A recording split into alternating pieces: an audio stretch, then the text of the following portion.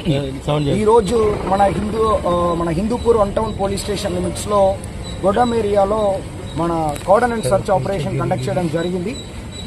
Recent గా Dharmavaram one town limits లో కూడా ఇందిరామ కాలనీ స్టార్ట్ చేసాము. ఈ టైం హిందూపూర్ లో గొడ్డమ్ ఏరియాని సెలెక్ట్ చేసాము. కమింగ్ డేస్ లో ప్రతి ఒక్క ప్లేస్ ని కూడా ఇంపార్టెంట్ ప్లేస్ అన్ని కూడా సెలెక్ట్ చేసుకుంటాము. ఇక్కడ ఆల్మోస్ట్ మనకి రౌడీ షీట్స్, సస్పెక్ట్ షీట్స్ ప్రతి ఒక్క ఇల్లుని చెక్ చేయడం జరిగింది.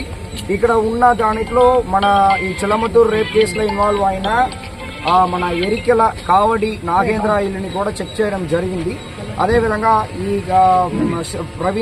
షాకే ప్రవీణ్ కుమార్ తర్వాత శ్రీనివాసులు అలియా శ్రీకాంత్, అదేవిధంగా ఈ మోడల్ కాలనీని కూడా ముగ్గురు యంగ్స్టర్స్ ఉన్నారు. 15-16 సంవత్సరాల యంగ్స్టర్స్ ఉన్నారు.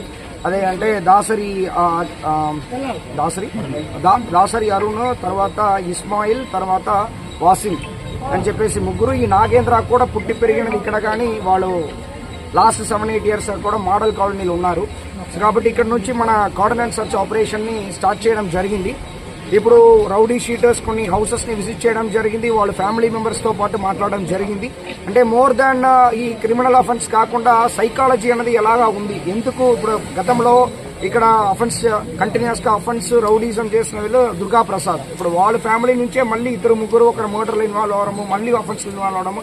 అంటే వాళ్ళ థాట్ ప్రాసెస్ ఎలా ఉంది, సైకాలజీ ఎలా ఉంది, ఫ్యామిలీ ఎకనామిక్ బ్యాక్గ్రౌండ్ ఎలాగా ఉంది, దేనివల్ల ఇలాంటి అఫెన్సెస్ లో ఇన్వాల్వ్ అవుతున్న ఒక యాంగిల్ ని కూడా మనం అర్థం చేసుకోవాలన్న పరిస్థితిలో ఇలాంటి వాళ్ళు విజిట్ చేసి వాళ్ళ ఫ్యామిలీ మెంబర్స్ తో పాటు కూడా మాట్లాడడం జరిగింది. అది కాకుండా ఈ రోజు దాదాపు 77 బైక్స్ తో పాటు ఒక 7 3-వీలర్స్ ని కూడా మనం సీజ్ చేయడం జరిగింది. దీంట్లో నంబర్లెస్ వెహికల్స్ ని మనం 100% సీజ్ చేసుకున్నాము. దాన్ని మేము కేసు పెడతాము. వాళ్ళు కావాలంటే కోర్టులో ఎందుకు వాళ్ళ నంబర్ ప్లేట్స్ పెట్టుకోవట్లేదని వాళ్ళు ప్రూవ్ చేస్తూ వాళ్ళు కోర్టు నుంచి విడిపించుకోవచ్చు. అది కాకుండా ఆర్సీ బుక్ లేని వెహికల్స్ కూడా చాలా తీసుకుంటున్నాము.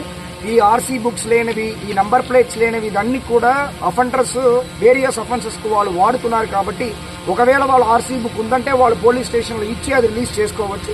ఆర్సీ బుక్ లేకపోతే దానిపైన కూడా మేము కేసు రిజిస్టర్ చేస్తాము, వాళ్ళ కోర్టులో రిలీజ్ చేసుకోవచ్చు. అది కాకుండా ఈ రోజు దాదాపు 120 మెంబర్స్ వరకు మనం police officer from Penukonda sub division, Hindupur sub division లో ఎస్డిపిఓ హిందూర్ ఆధ్వర్యంలో ఎస్డిపిఓ పెనుకొండ కూడా అక్కడ నుంచి రావడం జరిగింది. అది కాకుండా లోకల్ సిఐ రాజగోపాల్ గారితో పాటు అదర్ సిఐస్ అందరూ కూడా కరీం 2 టౌన్, తర్వాత యూపీఎస్ ఆంజనేయులు అందరూ కూడా జనార్దన్ రూరల్ అందరూ కూడా ఈ రోజు పార్టిసిపేట్ చేయడం జరిగింది. కమింగ్ డేస్ లో ఇలాగానే కార్డన్ అండ్ సర్చ్ ఆపరేషన్ ఒక అఫెన్స్ ని ఫస్ట్ మనం ప్రివెంట్ చేయాలి. జరిగిన తరువాత డిటెక్షన్ గానీ ఎంత దూరం ప్రివెంట్ చేయగలుగుతామో అంత దూరము ప్రజలకి పోలీస్ పైన కాన్ఫిడెన్స్ వస్తాయి. మనం కూడా ఇంకా ఒక తప్పు చేసిన వాళ్ళకి